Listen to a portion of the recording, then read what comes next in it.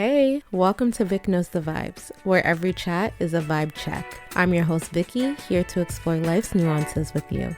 Are you ready to dive in and vibe together?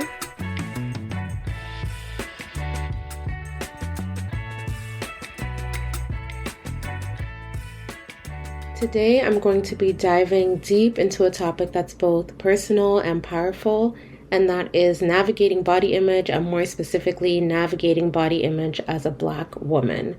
From girl to grown woman, there is such a fixation on our bodies, and usually it's not in the best light. When we were younger, it was on the playground, and then as we got older, it became school and extracurricular activities, and then the workplace, and not to mention the constant noise from society, culture, and even home. So sitting down with this topic made me realize once again how we face so many unique pressures and challenges when it comes to our bodies. Like, a girl is just trying to live, we're too thick, our boobs are too big, we're too small, we don't have a butt, the belly is bellying too much, our hair looks crazy, our skin is not perfectly chocolate and glistening in the sun. Like, the think pieces and the assertions don't stop, and I feel like this type of messaging starts and truly sticks very, very early. So right now I'm hoping to just sincerely vibe check here in order to remind myself and also anyone listening that although loving yourself and your body probably feels like an ongoing process, truly day to day, and as though the line is always moving, it's still okay. Because sometimes the energy really is different day, different body. I remember as a young girl, I was just so obsessed with my body and how I looked. And I really wish I could just see my younger self and give her a big hug. It honestly breaks my heart a little bit knowing that I was so young and I made such grand conclusions about myself, my worth, my body, my beauty, based on what I had formulated in my tiny mind, based on what I was seeing on TV, maybe what I was hearing from other people, and just based on who I was surrounded by. Something I remember happening a lot was comparison. So growing up, I was on the heavier side. Like, I was a big girl for sure.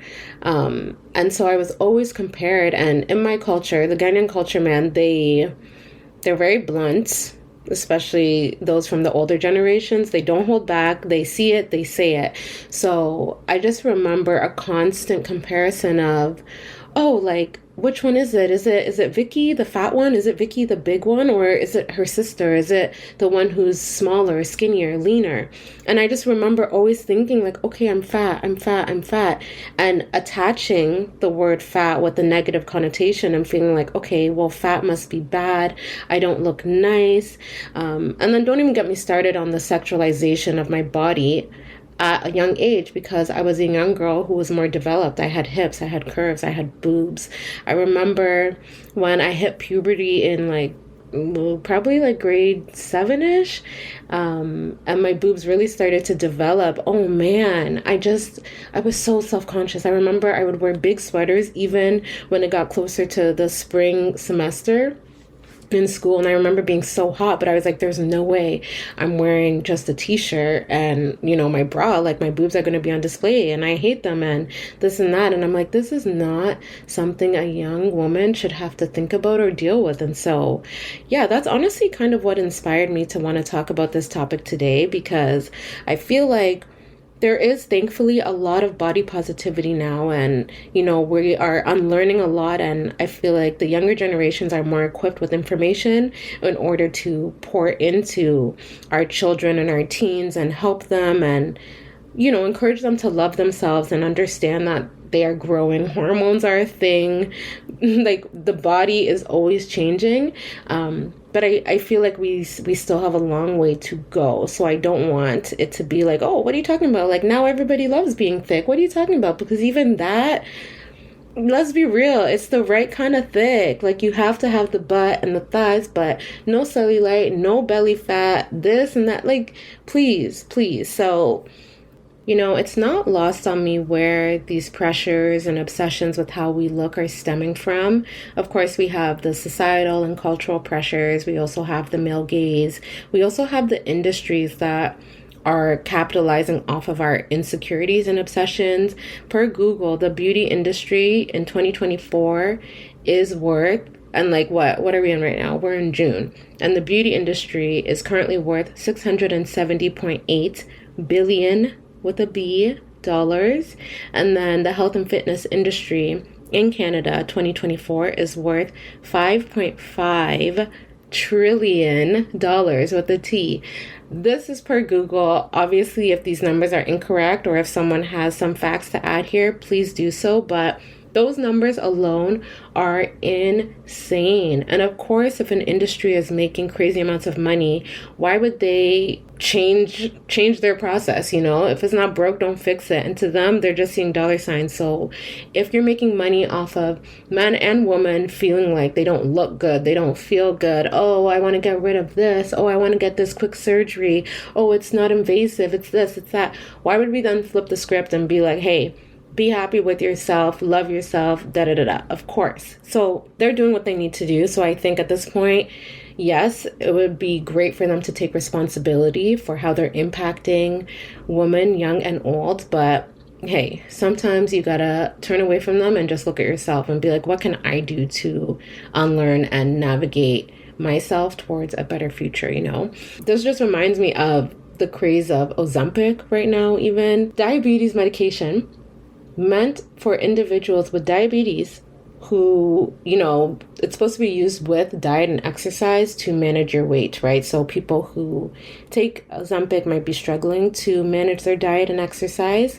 So this drug, Ozempic, is basically like an appetite suppressant. So it'll send those hormones to your brain to make you believe you're full. And if you're full or you feel full, you're not going to eat as much and then you lose weight. But like, I don't know why Sally, Rachel, Becky down the street are also on Ozempic when they don't need it. It's just like, now it's the norm. Just take this drug. And I know that this is not taking drugs or appetite suppressants or, you know, these skinny teas, whatever. I know this is not new, but it was just really wild to see Ozempic take off in the community for individuals who, I mean, on paper, don't need it. And now it's just like, oh, it's okay. Like, oh, Ozempic queen, Ozempic. Oh, she's on that. Oh, how to get rid of Ozempic face. What does Ozempic do to your skin? I'm like, what are we doing here? What are we doing here? So when you think of the fact that this is what you're facing as an adult, let alone a young woman, it's really easy to see where negative self-talk can stem from and how that's going to impact your self-esteem and the way you feel about yourself. And then we're going to look at, you know, the media. Child.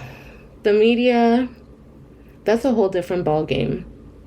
You're allowed to have a specific body, but it has to have specific features. So like I mentioned previously, if you're thick, you got to be the right kind of thick, you know? You can't have that cellulite. We might want some muscle definition in the legs. Your booty has to be perfectly round and plump. We don't want no crazy huge belly. Like, there's just so many rules to quote unquote love yourself. And I think that's what gets on my nerves, because to me, I'm like, yo, if we're loving ourselves, shouldn't we be loving ourselves through the flaws and all? So that the media too, like obviously they don't really care about regular civilians. They are also trying to perpetuate a certain image in order to make money. But I think it's very dangerous and very harmful. The media is tricky because they're the ones who are selling certain images to your kids, your nieces, your daughters, and then they're going to turn around and be like, oh, there's something going on. This is so crazy. All these children are depressed and unhappy, and we need to figure out how to work through this. And I'm like, you guys are part of the cause. You guys are part of the cause. Honestly, I think it's quite clear that whatever is instilled in you as a child will follow you through into adulthood, whether that's positive or negative.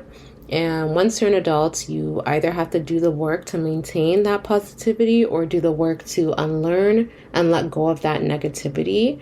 But I feel, again, I just think back to my young self and going through puberty, for example. That's when my body was changing rapidly. And in school, you know, they teach you about puberty by the books. This is what's happening to your body. This is why it's happening to your body. But I feel like there wasn't a lot of attention given to the mental and emotional changes you're going through.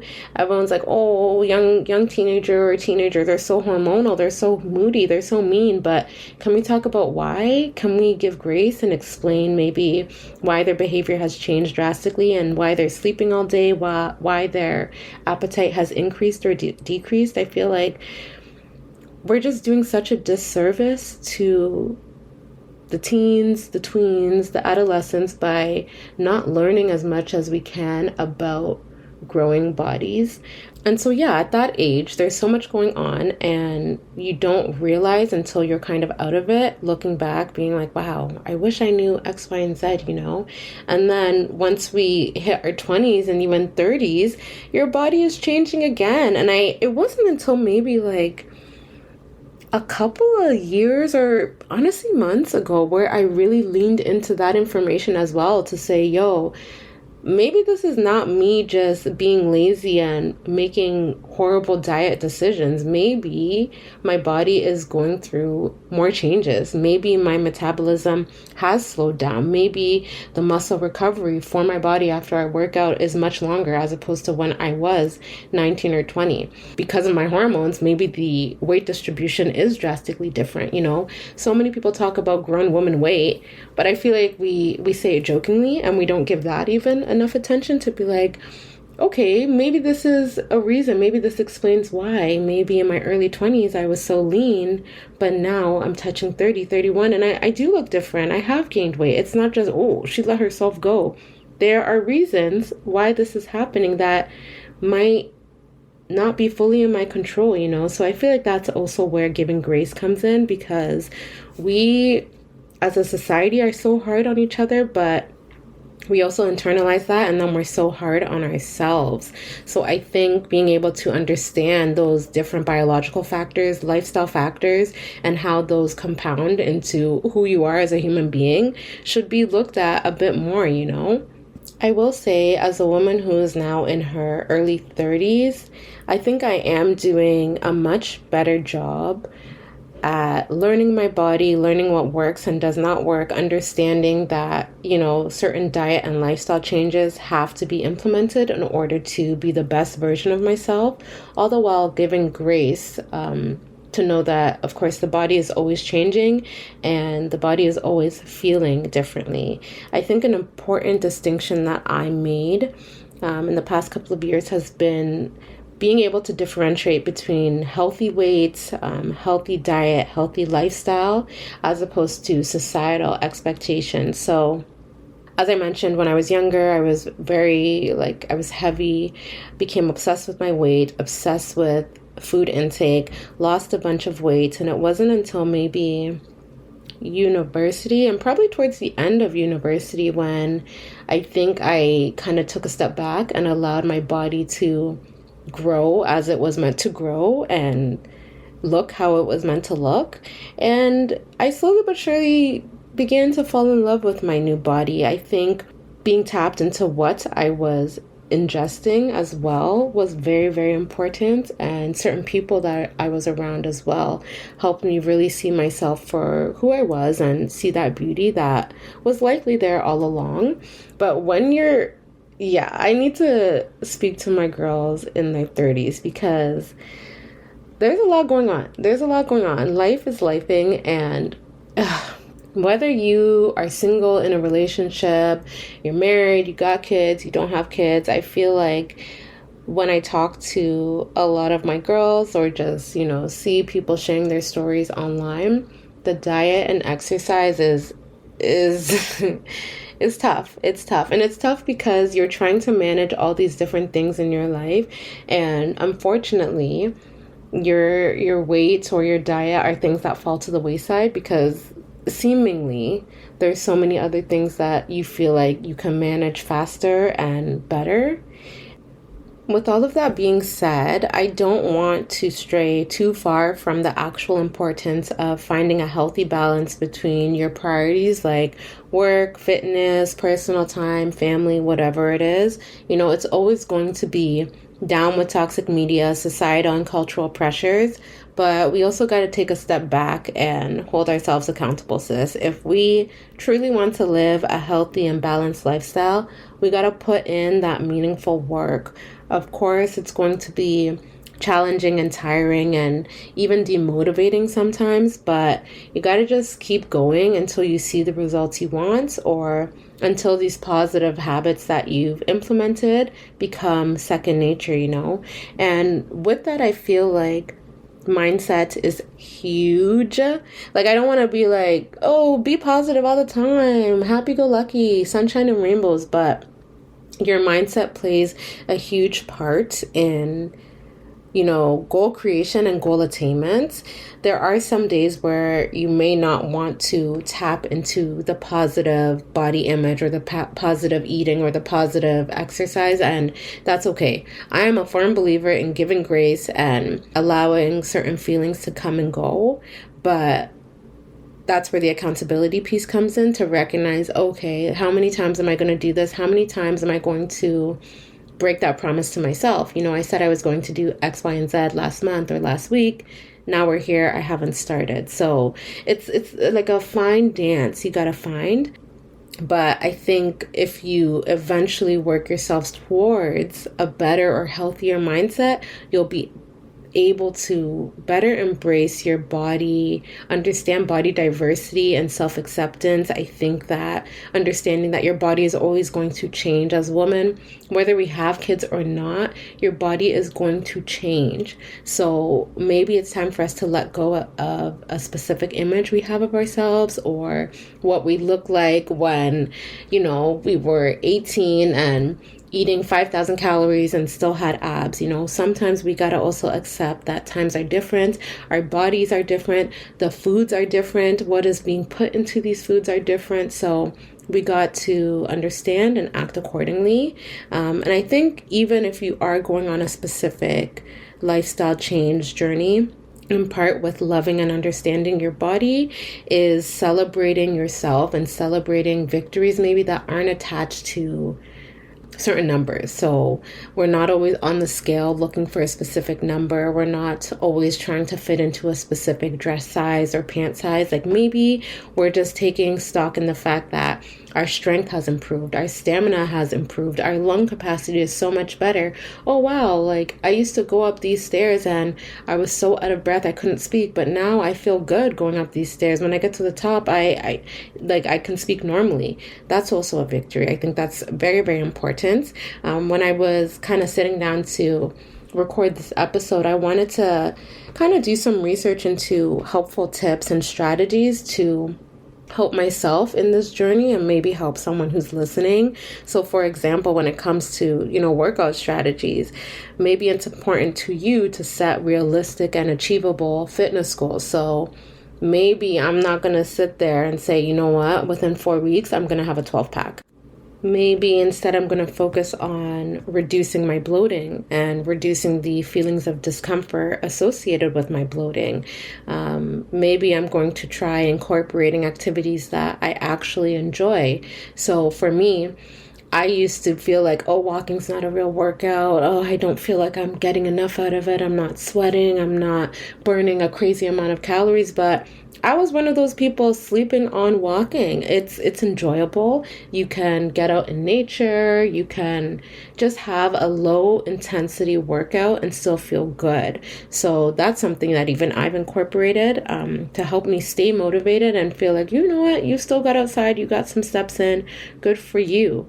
When it comes to weight management, maybe it's not so much about a very strict diet that makes you miserable. Maybe it's more so about focusing on nutrition and just making sure that you're fueling your body with things that you need, as opposed to restricting your body of things that you want, Also being a mindful eater, understanding your hunger cues, really tapping into the fact that you are hungry or you are full, regardless of what your plate looks like. And of course, just trying to incorporate that regular physical activity. And I also want to circle back to the mental health, because I feel like it's just so important. It's so important because honestly, It's not every day that you're going to want to tap into that rainbow energy and be super fit and, run 5K and burn thousands of calories. No, it's not every single day. So I feel like with the mental health piece, you got to also know yourself and know when. I think the more you get to know yourself, the better you'll be able to recognize when you're just having an off day or an off week, as opposed to something that is lingering longer than it should, or longer than you would want it to.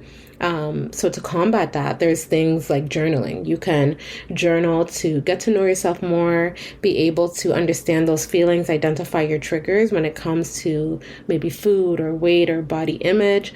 You can also do practices of gratitude. Still thank your body, still love your body. It's functioning, it's still helping you, it's still trying, your heart is still beating, so just journaling about the things you are grateful for that your body can do is a wonderful practice, I feel.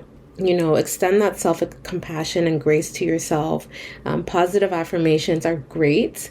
I feel like a lot of times now people, I don't want to say make fun, but they think that positive affirmations are not effective. It's like, oh, give me a break, like every day I'm going to look in the mirror and say this, like, is it going to work? But hey, first of all, what works for one may not work for another, and that's fine. But I would say don't knock it until you try it. Truly.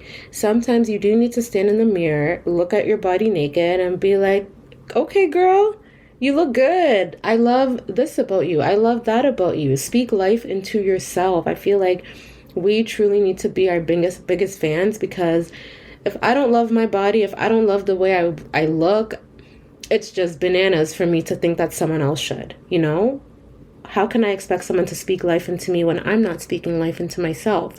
So not to sound too cliche or anything, but I think, doing those affirmations could be something that could help. I also think surrounding yourself with supportive and understanding people is very important.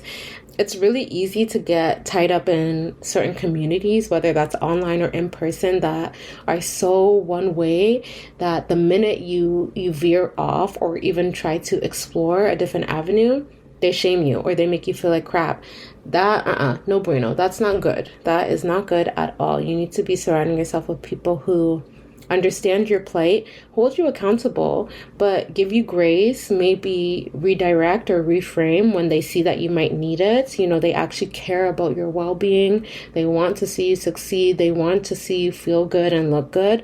Those are the people you want in your corner. It doesn't have to be family always or friends always. You just never know where you're going to meet someone. I know I went in on social media and stuff, but as toxic as it can be, social media can also be a very great resource and community, depending on what platform you're on, what thread you're on, whatever the case may be. They can also be very supportive and encouraging. So don't close yourself off. If you have a bad encounter with someone or a specific community, just know that there could be thousands of other communities that would change your mind and actually make you feel much better about yourself. So I think that that's really key here. Kind of in that same vein, there are also so many books and apps and online resources that you can also tap into that would likely help you and encourage you on this journey of continuing to love yourself and your body image, or starting to embrace that journey of loving yourself and your body image. I think, again, that unfortunately, a lot of us grew up in certain dynamics that weren't the best for our self-esteem or our body image. But now as adults or women in our 30s, I think we've seen enough and know enough and understand enough to be able to be our own advocate and, say, you know what, I'm going to stand up for that little girl. And I'm going to stand up for the adult woman that I am and do something about this. So, empower yourself. Go get that book, get that app, read up on something, go watch that video. Just do whatever you need to do. And I also want to say that you don't have to tell anyone. I know I just talked about having a community and friends and support, but this can also be an individual journey. I have even experienced wanting to try something new or, adopting a different lifestyle, and people, harmless, harmless maybe, but they provide their opinion, and because of how it's worded, it can come off as discouraging to me. And maybe I'm like, okay, well, maybe I shouldn't do it that way. Like, oh, okay, now I feel dumb trying to do it this way. So sometimes you can keep that information close to your chest. There's nothing wrong with trying new things and changing your lifestyle for yourself and not sharing it with anyone. Let your aura and your joy and your vibe speak for itself. Let them come back to you and be like, whoa, what have you been doing differently? What's going on? You look so different. You seem great. You're radiating. Let that happen instead if you're more comfortable. Like, it's not always every day you have to consult. I saw a quote that has really stuck with me, and it said, my life is not a group project. And for the overthinkers that have to ask 1,000,001 people before they make a decision, I feel like that's very important. This is your life. Your health is directly attributed to you. So if you want to make a change, make that change. Whether you seek support from people close to you in your circle, or you're just going to do this on your own, just do it. This topic is definitely not one that can be talked about in one episode. I feel as though it's so nuanced that it deserves more time. It deserves more attention. And so I know I'll be talking about it again. I would love to have people on the podcast to also share their insights and perspectives regarding this, because, like I said, it's just so nuanced. But I'm glad I was able to kind of get it started today, and just share some things that I've learned and some insights that I've come across, hopefully sharing it with you guys to inspire you, encourage you, maybe just get you to think differently, whatever the case may be. To me, it's all a success. And lastly, I want to leave you with the takeaway vibe of this episode, which is give yourself grace and then hit those squats. You may not love your body or how you look every second of every single day, but truly that's fine. It's okay. We're human, and our thoughts, our feelings, our emotions, they're always going to be in flux. I feel like what's important here is that you understand that you don't need to necessarily hold on to those thoughts if they're not exactly positive or uplifting. Sometimes it's just an observation, and that observation is fleeting. So you can acknowledge it, of course, but then allow that observation or thought to float away on a cloud. Redirection, reframing, those are great tools to use when you're having a tough day or a tough go when it comes to your body image and self-esteem. So don't be so hard on yourself, girl. Like, don't be so hard on yourself, but also know when it's time to hold yourself accountable. If you've set a goal to be healthy and work out, don't kibosh your entire plan because you had a bad day or a bad week or even a bad month. You can always start again. I'm guilty of this, honestly. I'll be like, oh, I haven't been to the gym. I haven't worked out in 2 weeks. Whatever. Let me start again next month, which is 2 months away. Sorry, 2 weeks away. And it's like, girl, what? You can always start again. Tomorrow is a new day. Okay. So don't let a bad day, week, month, whatever the case, keep you from your dream life, the happiness that you are seeking, the positivity related to your body that you're seeking. Keep going. Give yourself grace and then hit those squats. Thank you guys so much for listening. I'll see you guys next time. Bye.